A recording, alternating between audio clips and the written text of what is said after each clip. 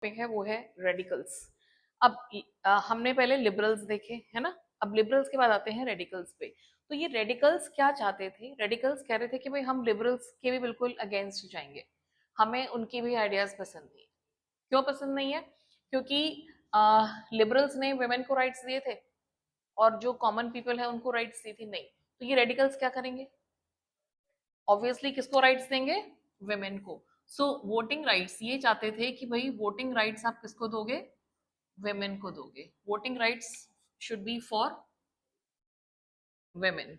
अब इस मूवमेंट को क्या कहते हैं ये याद रखना, शुड बी फॉर वेमेन, मतलब women should have voting rights, ये कह सकते हो आप। उसी तरीके से इस मूवमेंट को कहते हैं सफ्राजेट मूवमेंट। क्या कहते हैं इसको? सफ्राजेट movement. So it is given in your book. You can see that this is suffragette movement. Got it? So this is what we have. Yes. So this is suffragette movement. तो अगर exam में पूछा कि सफराजेट movement क्या है तो उसमें क्या आएगा कि भाई वोटिंग राइट्स फॉर वुमेन, तो उसे कहते हैं सफराजेट मूवमेंट। क्लियर? तो पहला पॉइंट क्या हो गया हमारा कि भाई वुमेन को क्या देना है? आपको वोटिंग राइट्स देने हैं। वोटिंग वोट नहीं देना है, वोटिंग राइट्स देने हैं ताकि वो भी चूज कर सके गवर्नमेंट को। क्योंकि लिबरल्स ने क्या सिखाया था हमें कि भाई आप नहीं, लिबरल्स ने क्या कहा था कि भाई राजा की पावर को खत्म करना है। अब राजा की पावर को खत्म करोगे तो पावर किसको मिलेगी? पीपल को, रिप्रेजेंटेटिव्स होंगे, है ना। तो इन्होंने कहा कि भाई वुमेन को भी राइट्स दो, वोटिंग राइट्स दो, नंबर वन पॉइंट। उसके अलावा ये रेडिकल्स क्या चाहते थे? ये रेडिकल्स चाहते थे कि भाई सारी जो प्रॉपर्टी है, they were against land owners, land owners and factory owners. अब उस समय क्या हो गया था कि ये फ्रेंच रेवोल्यूशन के बाद धीरे धीरे यूरोप के कंट्रीज में, जितने भी यूरोपियन कंट्रीज थे, राजा तो धीरे धीरे हटने लगे और सारी पावर किसके पास आने लगी?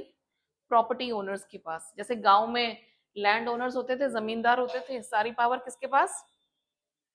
लैंड ओनर्स के पास। एंड शहरों में क्या था? फैक्ट्रीज लगने लगी, तो फैक्ट्री में जो सारा पैसा है, कमाई है, वो किसके पास चली गई? सारी फैक्ट्री ओनर के पास। और मान लो उसकी फैक्ट्री में 1000 बंदे काम कर रहे हैं, तो तुम्हें लगता है कि उनके पास भी मालिक जितना ही पैसा होगा, उतनी लग्जरी होगी? नहीं, they did not have that, है ना। तो यहाँ पे क्या हो रहा है? आप कैसी सोसाइटी क्रिएट कर रहे हो इसमें? एक तरफ तो जो लोग हैं वो, एक एग्जाम्पल ले लेते हैं, वो कमा रहे हैं 1 लाख पर मंथ, और दूसरी तरफ ये कितने लोग हैं? मान लो ये 10% है, और बाकी के जो 90% है वो कितना कमा रहे हैं? You can say approximately 1000। तो क्या ये इकोनॉमिकल इक्वालिटी है सोसाइटी में? आप इकोनॉमी में देख रहे हो कितना ज्यादा गैप आ रहा है। एक तरफ तो बहुत अमीर लोग हैं या फिर बिल्कुल ही गरीब लोग हैं, है ना, फैक्ट्री में। और इन सबको भी जॉब नहीं मिल रही थी। हाँ, सारे लोग काम नहीं कर रहे थे, there was a lot of unemployment. तो लैंड ओनर्स और फैक्ट्री ओनर्स, ये आया समझ में? ये ऐसे लोग थे। तो रेडिकल्स क्या चाहते थे कि now the property should not be concentrated in few hands। ध्यान से समझना, the property should not be concentrated। concentrated मतलब उसको इकट्ठा नहीं करना है हमें कुछ हैंड्स में, in few hands। अगर सारी जो प्रॉपर्टी है, सारा पैसा है, वो कुछ ही हाथों में चला जाएगा तो बैलेंस नहीं बिगड़ जाएगा सोसाइटी का? भाई अगर एक बंदा 1 लाख कमा रहा है, दूसरा 50,000 कमा रहा है, 70 कमा रहा है, तो फिर भी ठीक है। बट यहाँ पे तो बहुत ज्यादा गैप था ना। Can you compare workers life style and income with the owner? बिल्कुल ही फर्क हो गया ना। तो ये चीज इन्होंने अपोज करी। Getting the point? So radicals क्या कह रहे हैं कि भाई विमेन को वोटिंग राइट्स दो, और साथ में जो आपने कुछ लोगों को ये लैंड ओनर्स और फैक्ट्री ओनर्स को ये सारी प्रॉपर्टी दे दी है, इसको भी खत्म करो। तो basically they were not against individual property. Individual property होनी चाहिए, बट इट डजंट मीन कि आप सारी प्रॉपर्टी एक ही बंदे को दे दो। पूरे गांव की जमीन एक बंदे के पास है और वो जमींदार बन के बैठ गया है, बाकी सबको नौकरों की तरह काम करा रहा है। चलेगा ये सिस्टम? नहीं। अब ये वाला सिस्टम है जो अपोज हो रहा है, और इसी सिस्टम को धीरे धीरे धीरे अपोज किया जाएगा जिसकी वजह से क्या आएगा, हम पहुंचेंगे यहाँ पे रशियन रेवोल्यूशन पे। समझ रहे हो? तो ये जो रशियन रेवोल्यूशन है ना, ये पूरा इसी उस पे बेस्ड है, आइडिया पे बेस्ड है।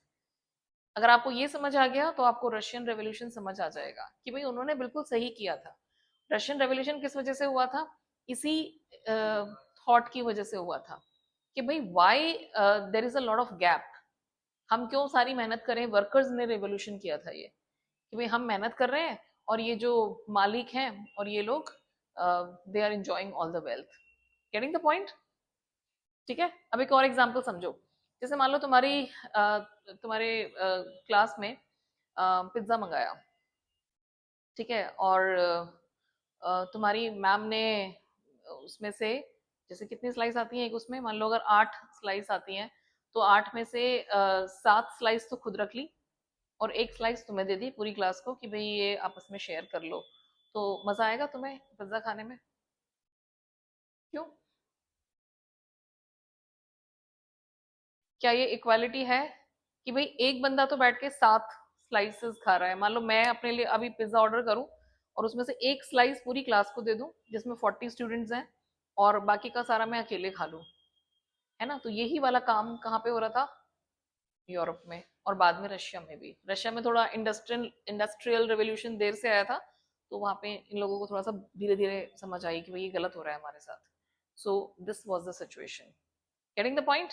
तो in your book this has been very clearly mentioned, this is what you have to talk about. तो पहला पॉइंट हो गया हमारा सफराजेट मूवमेंट, ठीक है। दूसरा पॉइंट हो गया हमारा कि भाई लैंड ओनर्स और फैक्ट्री ओनर्स के पास सारी प्रॉपर्टी नहीं होनी चाहिए, ठीक है ना। और ये लोग क्या चाहते थे? Radicals wanted a nation in which government was based on majority of a countries population.